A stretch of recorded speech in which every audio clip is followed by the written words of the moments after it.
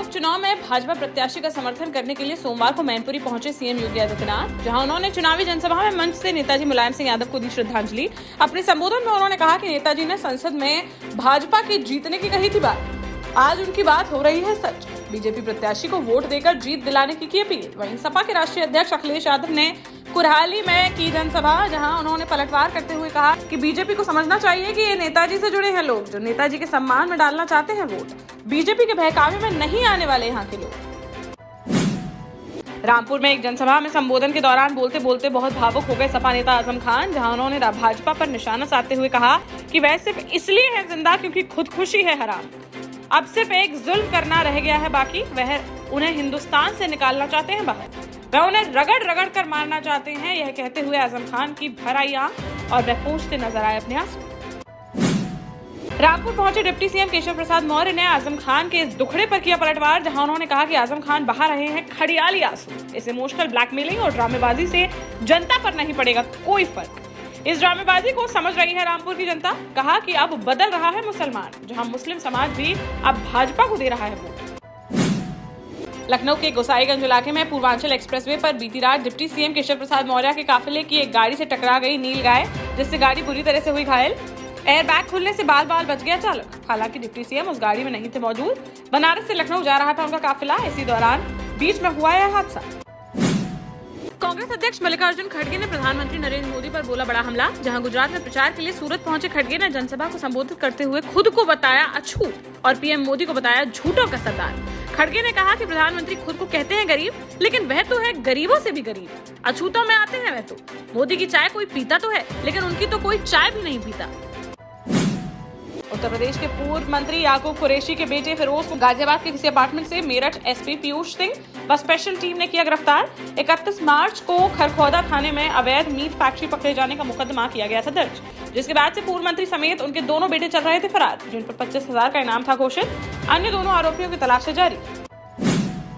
Etawah railway station से मैनपुरी उपचुनाव में सपा उम्मीदवार डिंपल यादव के पक्ष में रेलवे के अनाउंस माइक से चुनाव प्रचार करने के मामले में जीआरपी ने की बड़ी कार्यवाही, जहां जीआरपी थाने में 2 नामजद समेत 20-25 अज्ञात लोगों के खिलाफ मुकदमा किया गया दर्ज।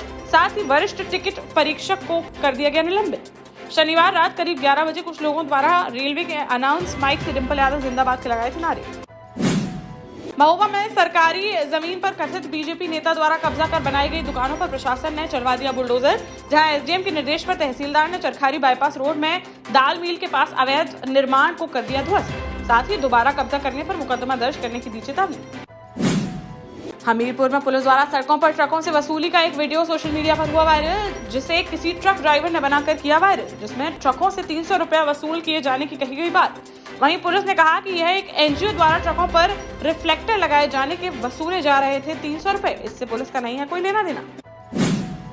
ललितपुर में मनरेगा कार्य कराए बिना ही लाखों रुपए का भुगतान किए जाने के मामले में 2 ग्राम पंचायत अधिकारी और प्रधान सहित 4 लोगों के खिलाफ एफआईआर की गई दर्ज। भ्रष्टाचार में लिप्त दोनों ग्राम पंचायत अधिकारियों को पूर्व में ही प्रशासन की ओर से कर दिया गया था निलंबित।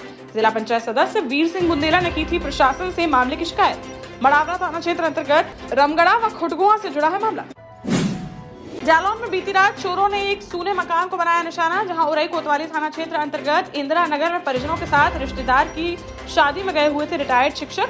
तभी छत के रास्ते से घर में घुसकर सोने चांदी के करीब 2 लाख के जेवरात समेत 25,000 की नकदी लेकर चोर हो गए रफू चक्कर। पीड़ित रिटायर्ड शिक्षक की तहरीर पर पुलिस ने मामला दर्ज कर अज्ञात चोरों की तलाश की शुरू। इन दिनों जगह जगह खाद न मिलने से परेशान है किसान, जहां सोमवार को दतिया में देखने को मिला परेशान किसानों में आक्रोश। थाने पहुंचकर दर्जनों किसानों ने किया हंगामा। कहा कि दतिया कृषि उपज मंडी में खाद वितरण व्यवस्था में की जा रही है गड़बड़ी। किसानों को नहीं बल्कि ब्लैक में दी जा रही है खाद। पुलिस ने मौके पर पहुंचकर अपने सामने कराया खाद का वितरण। झांसी के लहचूरा थाना क्षेत्र में स्विफ्ट डिजायर वीआईपी चोरों का लगातार देखने को मिल रहा आतंक, जहां बीती रात कार सवार चोरों ने चकारा गांव में बकरी चोरी की वारदात को दिया अंजाम। चोरी की आहट होने पर जाग गया मालिक, तो उसकी बकरी ले जाने से रोकने पर बेखौफ बदमाशों ने उसके साथ ही कर दी मारपीट और उसकी 2 बकरी कार में डालकर हो गए रफू चक्कर। पीड़ित ने पुलिस से शिकायत कर कानूनी कार्रवाई की उठाई मांग। बीते रोज भी इसी तरह की वारदात को अंजाम देते कैमरे में कैद हुए थे उक्त बदमाश। झांसी के लहचूरा थाना क्षेत्र अंतर्गत एक गांव के जंगल में जानवर चरा रहे 3 नाबालिग मासूम बच्चों के साथ एक 24 वर्षीय युवक ने जान से मारने की धमकी देते हुए दुराचार की घटना को दिया अंजाम। घटना की जानकारी होते ही परिजनों ने पुलिस को दी इसकी सूचना, जिस पर पुलिस ने मामला दर्ज कर आरोपी युवक की तलाश की शुरू। झांसी के बबीना थाना क्षेत्र अंतर्गत बड़ौरा गांव में एक निजी बस ने पैदल जा रही 65 वर्षीय वृद्ध महिला को रौंदा, जिससे उसकी मौके पर ही हो गई दर्दनाक मौत। भागवत कथा में शामिल होने गई हुई थी भाई के घर। जहां से लौटते वक्त हुआ यह हादसा। थाने के बाहर बस खड़ी करके ड्राइवर मौके से हो गया फरार। पुलिस ने शव को पोस्टमार्टम के लिए भेजकर कार्यवाही की शुरू।